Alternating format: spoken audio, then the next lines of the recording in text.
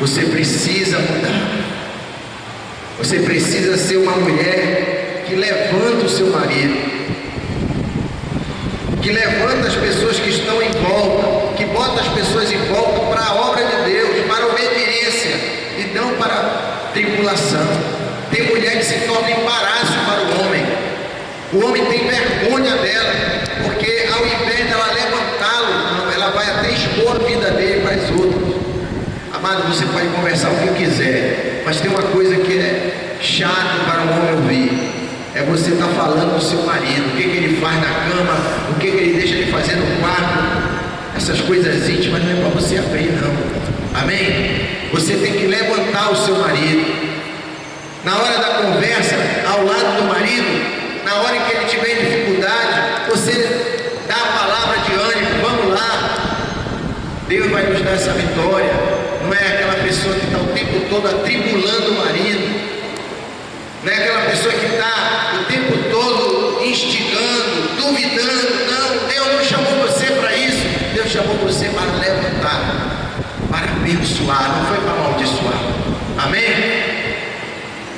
Na sua humildade, ela elevou um cântico ao Senhor pela vitória conquistada. Na sua sabedoria, conduziu o povo que por 40 anos esteve em sossego, em paz. Ela governou por 40 anos. 40 anos Israel viveu em paz. Pastor, uma mulher pode ser presidente do Brasil? Tomara que seja. Eu voto em evangelho. Cristão vota em evangelho. Amém? Eu creio que assim como a fidelidade dessa mulher, olha aqui, um grande exemplo, Israel viveu em paz por causa de Débora, porque Débora era líder do povo e orava e tinha a humildade de entoar cânticos a Deus na hora da vitória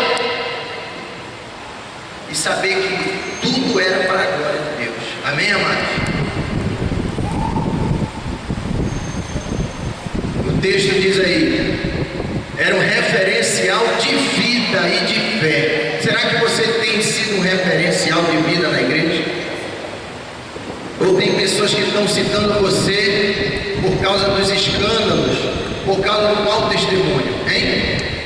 Nós temos que, mulher, você tem que ser citada como um referencial de vida e de fé e de confiança no Senhor, e não um referencial de atrapalho, de destruição, de perturbação, de atraso na vida do seu marido, atraso na vida da igreja, um peso. Um dia eu tive que pregar num congresso de jovens e a palavra falava sobre a palavra que eu dei falou sobre a arca de Noé. Tinham 3 andares na arca. E a gente estuda um pouquinho o negócio de estabilidade, navio e barco, né? Em qualquer tipo de embarcação. Então, o peso maior você tem que colocar lá embaixo, nos porões. Quanto mais peso você colocar lá embaixo, melhor, porque você dá uma estabilidade. Existe um cálculo lá de um centro de gravidade, aí ele baixa, por causa do peso que você vai colocar embaixo. Então é muito mais difícil o navio virar, ele vai balançar, mas não vai virar.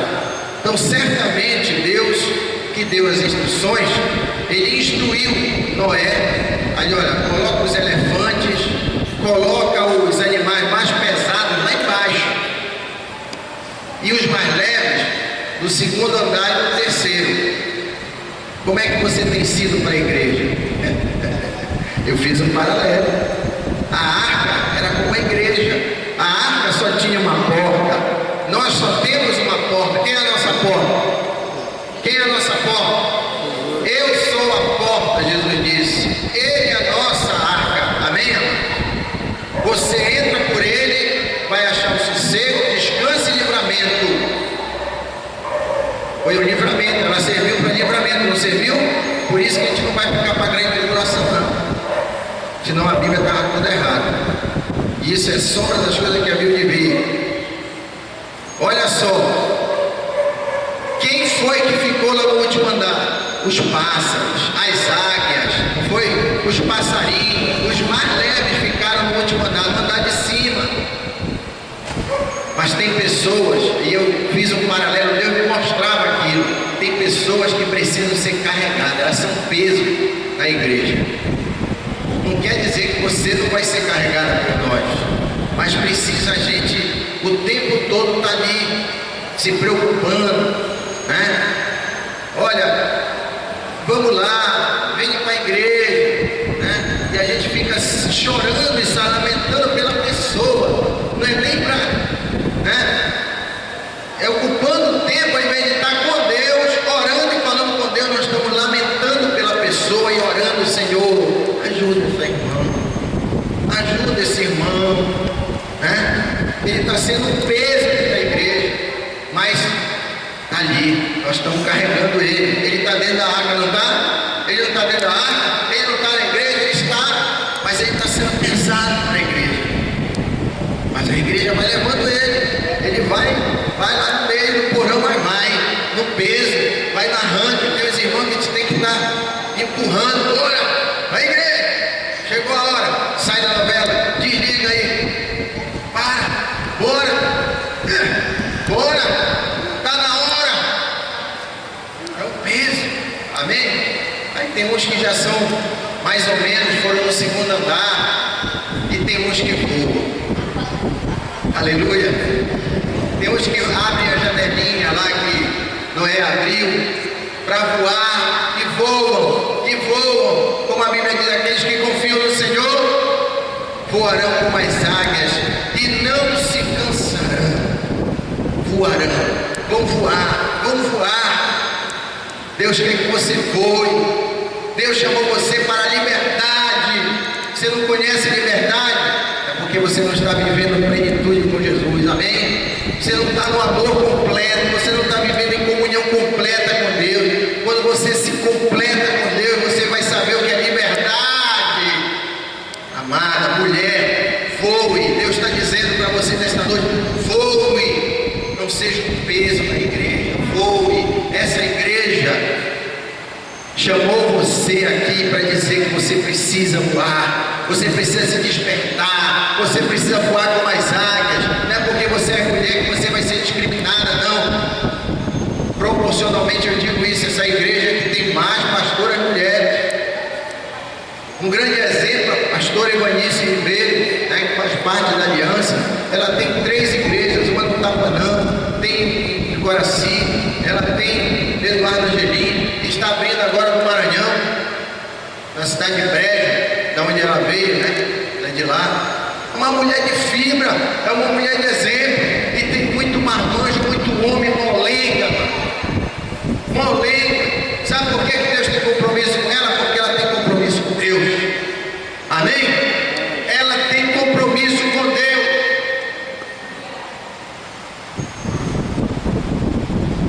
Pode passar. Trabalho das mulheres, né? No Evangelho. Há muitas maneiras nas quais as mulheres podem servir no Evangelho. Em Lucas 2, de 36 a 38, menciona que Ana orava continuamente. Nenhuma responsabilidade maior do que a oração existe. E as mulheres têm o direito igual dos homens a se aproximarem do trono de Deus em oração. Amar. Deus lhe deu a oportunidade de orar. Pastor, eu não sei pregar, eu não sei apacentar, então ore. Terça-feira de manhã, está aqui, o Ministério das Senhoras tem estado aqui com a torre de oração. Eu não perco, quando eu estou em Belém, eu não perco, venho aqui orar. Ore. Quão grande é o seu privilégio de estar na presença de Deus, intimamente falando com Deus. Olha o que Deus mostra para quem ora. Para quem ora, Deus mostra, amém? Para quem não ora, uma vez alguém perguntou: pastor, qual é a diferença entre uma igreja tradicional e uma igreja que crê nos milagres? Eu disse: é simples, uma ora e outra não. Aleluia. Uma coloca o joelho no chão, vai orar, buscar Deus, aí Deus não tem. Deus vai batizar com o Espírito Santo, vai encher a pessoa com a glória dele, Deus vai fazer milagres, Deus vai operar maravilhas. Agora não ora, não vai acontecer nada, vai continuar doente. A conversa aí tá boa, né? Tem um frango aí, tem um refrigerante aí para os dois. Tá boa a conversa. Amém, amados? Deu para entender? Cadê os obreiros? Cadê as obreiras da casa de Deus? Você pode orar? Você pode orar? Você quer mais privilégio que isso? Pastor, eu não sei orar. Aí, vamos lá. As mulheres podem ensinar. Olha o que a Bíblia diz. Melhor, está baseado na palavra, o texto. Enquanto não pode ter autoridade sobre os homens, a mulher cristã ela pode e deve ensinar outras mulheres e crianças.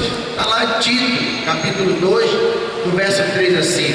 E se ela mantém um espírito humilde, ela pode também ajudar os homens a entenderem melhor as Escrituras. Amém, amados? Se ela tem um espírito humilde, ela não pode impor o pensamento dela, mas ela pode dizer, pastor, será que, o que se diz aqui? Mas tem que chegar com respaldo, tem que chegar com conhecimento, tem que estudar a Bíblia antes de chegar com a gente, Amém? A gente não vai dizer, não, isso aqui é errado. Não, é interessante o que a senhora está falando. Pode ser que seja um fundo de verdade. Amém, amados? Ela não tem autoridade sobre o homem, mas debaixo da autoridade de um pastor, ela pode. Uma vez a pastora Evanice chegou comigo e disse assim, pastor, isso lá na igreja dela. Eu vou lhe confessar uma coisa. Eu tive vontade de caminhar sozinha, de não ter mais essa cobertura espiritual.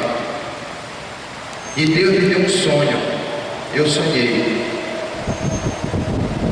E o Senhor me mostrava o Senhor chegando aqui e colocava a mão na minha cabeça e eu ficava cheia da unção e da presença de Deus. E o Senhor falava ao coração dela e dizia assim, sou eu que tenho colocado isso. Amém? E ela passa o tempo, São 5 anos só na igreja aqui, lá são 7 anos, a igreja dela surgiu primeiro, 7, 8 anos, a primeira igreja lá surgiu, e ela diz, pastor, eu estou na cobertura. Amém? Pastor, eu tenho uma dúvida em relação a isso, o que eu faço? Amém? Eu vou aconselhar, ela pode muito bem não ouvir a minha voz, mas ela sabe que existe uma cobertura espiritual. Amém? Mas não é por causa disso que ela não vai ser pastora, que ela não tenha a vocação, que ela não tenha a qualidade de apacentar vidas. Tem sim. Amém? Você pode. Diga assim, eu posso. No Senhor eu posso todas as coisas. Todas as coisas são possíveis, amado. Aquele que crê no Senhor, tudo é possível aquele que crê. O seu sonho pode se tornar realidade. Você sabia que tem muita mulher aqui que tem o sonho de ser pastora? Não sei foi quem me disse. Quem me disse? Ah, a Nasa, cadê a Nazinha? Ô Nazinha, você vai ser aqui. Amém? Porque a Bíblia diz, agrada-te do Senhor e o Senhor satisfará o desejo do seu coração. Amém? Nazinha. Hoje ela é Nazinha, depois vai ser a pastora Nazinha. Amém? Verdade.